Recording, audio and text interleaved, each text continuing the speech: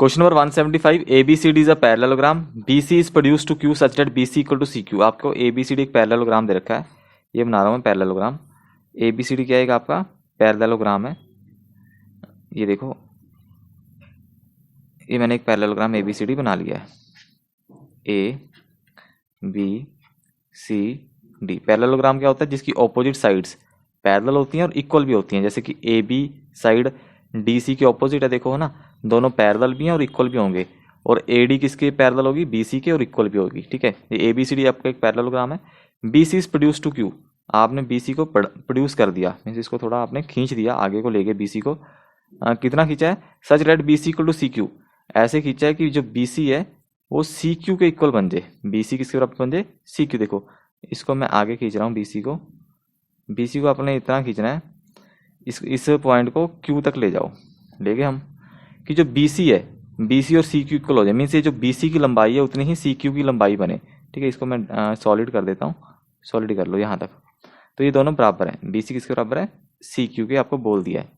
If AQ intersect DC, आपका जो AQ है, कोई लाइन है AQ इंटरसेक्ट DC, A ये रहा और Q ये रहा, A से लेके Q तक एक लाइन आपको ड्रॉ करनी पड़ेगी, A से लेके Q तक। मैं एक लाइन बना रहा हूँ A से लेके Q तक, A से लेके मैंने Q तक एक लाइन मारी है, देखो A से AQ जो लाइन है, AQ किसको इंटरसेक्ट कर रही है, DC को। देखो ये ना DC को यहाँ पे इसने इंटरसेक्ट किया ना, काटा ना, कहाँ पे पॉइंट दे दिया कि जो ये P पे इसको इंटरसेक्ट करेगा, ये P पॉइंट है। समझाई फिगर क्या थी, दोबारा बता देता हूँ। ABCD एक पैरेललोग्राम था, BC को आपने प्रोड्यूस कर दिया Q तक, इतना प्रोड्यूस किया कि जो CQ बनी है, ए मैंने जो ग्रीन कलर में बनाई है, वो BC के इक्वल है। और एक AQ लाइन है A से लेके Q तक, वो DC को इंटरसेक्ट कर रही है P पॉइंट पे। ये हमने इतना कर दिया है। अब आपने क्या बोला, आपको देन ये चार ऑप्शन दे दिए कि एक BCP ट्रायंगल बनेगा, उसका एरिया DPQ के बराबर आएगा, या जो BCP का जो एरिया ट्रायंगल का वो बड़ा आएगा, DPQ से छोटा आएगा, या फिर उन दोनों के एरिया को टोटल करके BCD के बराबर बनेगा। कुछ ऐसे आपको स्टेटमेंट्स दे रखी हैं। मुझे चाहिए क्या, देखो एक BCP देखना पड़ेगा, कहाँ पे है BCP, इसको जोड़ो, इस ट्रायंगल को बनाओ BCP, इसको मुझे जोड़ना पड़ेगा। ये BCP की बात कर रहे हैं, टेढ़ी चली गई, इसको दोबारा बना लेता हूँ। ये बात कर रहे हैं BPC की, ये जोड़ दी मैंने BPC। एक है DPQ DPQ को भी जोड़ना पड़ेगा, DPQ को भी जोड़ो, DPQ ये रहा, इसको यहाँ पे इसे जोड़ दो, DPQ जोड़ दिया। ठीक है जी, अब हमने क्या बताना है, इनके जो ट्रायंगल के एरियाज हैं उनको कंपेयर करना है। ठीक है, एक आपने इसमें कंस्ट्रक्शन करनी है।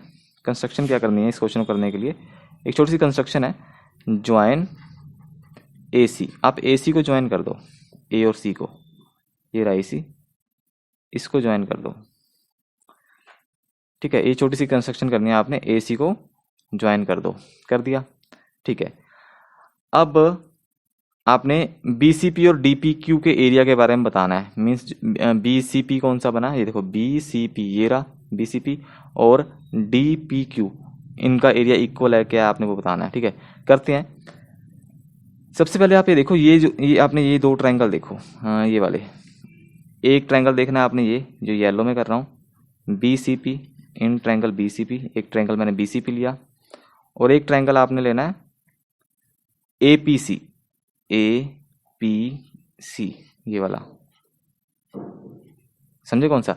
एक ट्रायंगल लिया मैंने येलो वाला BCP, और एक ट्रायंगल लिया मैंने APC। इन दोनों का एरिया इक्वल होगा, क्यों होगा वो बताता हूँ।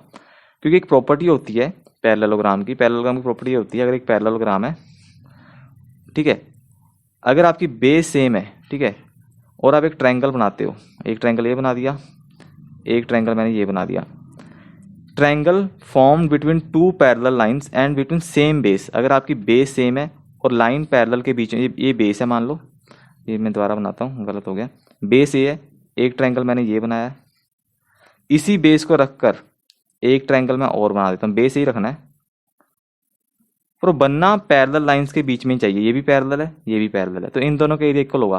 कितने मर्जी ट्रायंगल बना लो आप इसके ऊपर, ये बना लो, ये बना लो, इन सब के एरिया बराबर होंगे, क्योंकि बेस सबका सेम है और सेम पैरेलल लाइंस के बीच में बन रहे हैं। सेम यहाँ पे देखो, जो पीसी है, पीसी ए बी के पैरेलल है। क्यों पैरेलल है? क्योंकि A B C D parallelogram है, तो सी डी किसके पैरेलल है? ए बी के। और जो पीसी है वो सी डी का ही पार्ट है, छोटा सा टुकड़ा है। तो क्या जो पीसी होएगी वो ए बी के पैरेलल होगी? बिल्कुल होगी यार। अगर डीसी पूरी की पूरी पैरेलल है ए बी के, तो पीसी भी तो ए बी के पैरेलल होगी, होगी ना।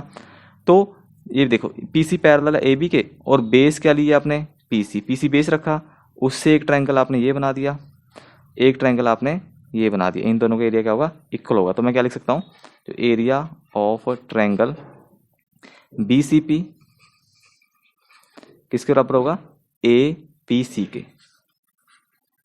इसको साइड में लिख लो, आपने ये चीज़ निकाल ली। एक काम हमने और करना है, फिर हमारा क्वेश्चन हो जाएगा। दूसरा काम क्या करना है?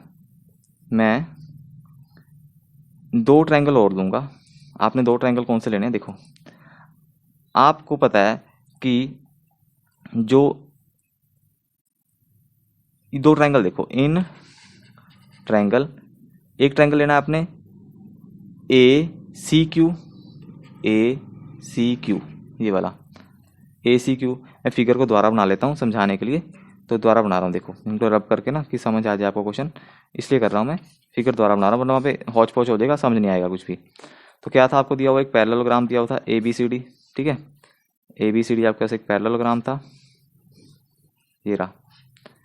उसमें जो ए बी सी डी था, सी को आपने प्रोड्यूस किया था कहाँ तक? क्यू तक। ऐसे प्रोड्यूस किया गया था कि सी क्यू किसके बराबर है? बी सी के।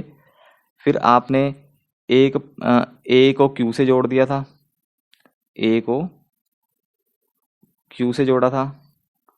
ये कहाँ पे? डी सी को कहाँ पे इंटरसेक्ट किया था? ए क्यू पी पे।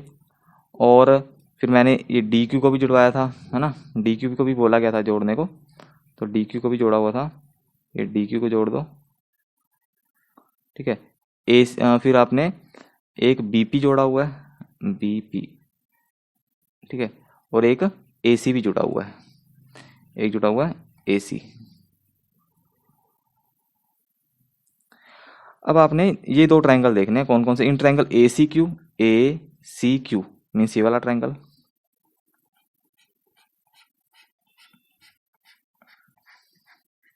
ठीक है, ए सी क्यू।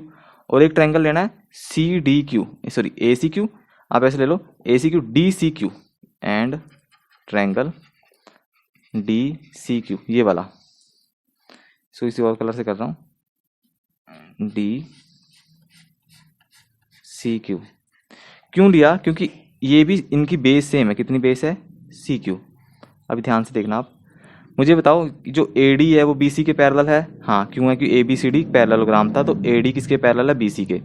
जो सी क्यू है वो बी सी को ही आपने प्रोड्यूस किया है, जो सी क्यू है वो बी सी को ही प्रोड्यूस किया है। तो सी क्यू ए डी के पैरेलल होगी नहीं होगी? बिल्कुल होगी, क्योंकि अगर बी सी ए डी के पैरेलल है तो सी क्यू भी क्या होगी? ए डी के पैरेलल होगी। तो आपका जो ए सी क्यू डी बनेगा वो भी एक पैरेललोग्राम बनेगा। इसके अंदर दो ट्रायंगल बन रहे हैं। अगर आप सी क्यू को बेस मान लो, ये बेस है, तो एक ट्रायंगल ये बना इसके ऊपर, देखो पैरेलल लाइन सेम है ना, ये पैरेलल लाइन सेम है। एक ट्रायंगल बना, ये देखो कैसे कर रहा हूँ, ये है, ये एक ये थी। एक ट्रायंगल आपका कुछ ऐसे बन गया, और एक ट्रायंगल आपका कुछ ऐसे बना हुआ। इन दोनों का एरिया क्या होगा? इक्वल होगा, क्योंकि बेस क्या इन दोनों की? सी क्यू है, और पैरेलल लाइनों के बीच में बन रहे हैं। तो क्या होगा? एरिया ऑफ ट्रायंगल कौन सा? ए C Q, A C Q किसके बराबर है? Area of triangle D C Q. अगर आपको इतना समझ आ गया ना, क्वेश्चन आपका हो जाएगा। ये दोनों चीज़ें समझ आ गई? ओके। अब आप क्या करो, ये दोनों एरिया बराबर आ गए। अब आप इन दोनों के एरिया में से, ये दोनों इक्वल है, ये वाला एरिया माइनस कर दो। कौन सा? ये वाला। दोनों के एरिया में से सी पी क्यू, मैं ना ये सी पी क्यू जो एरिया है, ये देखो सी पी क्यू, इतना एरिया माइनस करना चाहता हूँ बीच में से, मीन्स इन दोनों में से ये वाला एरिया माइनस करना चाहता हूँ, ये वाला। अगर मैंने दोनों ट्रायंगल में से ये वाला एरिया निकाल दूँ तो पीछे ये वाला ट्रायंगल और ये वाला ट्रायंगल बच जाएगा। समझे नहीं समझे? तो मीन्स अगर मैं दोनों साइड से area of triangle A C Q में से सी पी क्यू निकाल देता हूँ, area of triangle C P Q, इधर से भी माइनस कर दिया, उधर से भी ट्रायंगल डी सी क्यू में से माइनस कर दो किसका, area of triangle C P Q, दोनों साइड से माइनस कर दो। क्या बचा, अगर दोनों ट्रायंगलों में से ये वाला एरिया आप माइनस कर दोगे तो एक ट्रायंगल ये बच गया ए सी पी, इधर क्या बचा, area of triangle A C P equal to, बाकी क्या बचा, D P Q, area of triangle D P Q. तो मीन्स ये वाला एरिया इसके बराबर आ जाएगा। पर आपको तो क्या पता है, आपको तो पता है जो ए पी सी या ए सी पी एक ही बात है, उसका एरिया किसके बराबर है, बी सी पी के। अभी आपने वन इक्वेशन में क्या प्रूफ किया है, जो ए सी पी है, ए सी पी बोल लो चाहे ए सी पी बोल लो चाहे ए पी सी बोल लो, ए पी सी बोल लो, है तो यही है ना। इसका एरिया तो किसके बराबर है, बी सी पी, इसके बराबर बी सी पी के। तो मैं पे ए सी पी को बी सी पी लिख सकता हूँ, क्योंकि आपने ऊपर प्रूफ कर दिया कि जो ए पी सी का एरिया है, देखो ये रहा, ये वाला ट्रायंगल देख रहे हो, अभी हमने ऊपर प्रूफ किया था कि इस वाले ट्रायंगल का एरिया इसके बराबर है। यहाँ पे क्या प्रूफ हुआ, इसका एरिया इसके बराबर है, तो ये इसके बराबर होगा नहीं होगा, इसका एरिया इसके बराबर होगा नहीं होगा। दोबारा बता रहा हूँ, सुन लो। आपने पहले प्रूफ किया कि इसका एरिया इसके बराबर है, ठीक है। यहाँ पे क्या प्रूफ किया, ये वाला एरिया इसके बराबर है, ये तो कॉमन है ना दोनों में। तो अब अगर इसका एरिया इसके बराबर है और इसका एरिया इसके बराबर है, तो इसका एरिया इसके बराबर होगा ही होगा। तो आप क्या लिख सकते हो, ए सी पी की जगह बी सी पी लिख लो। तो फ्रॉम 1 and 2, इसको 2 नंबर इक्वेशन दे दो।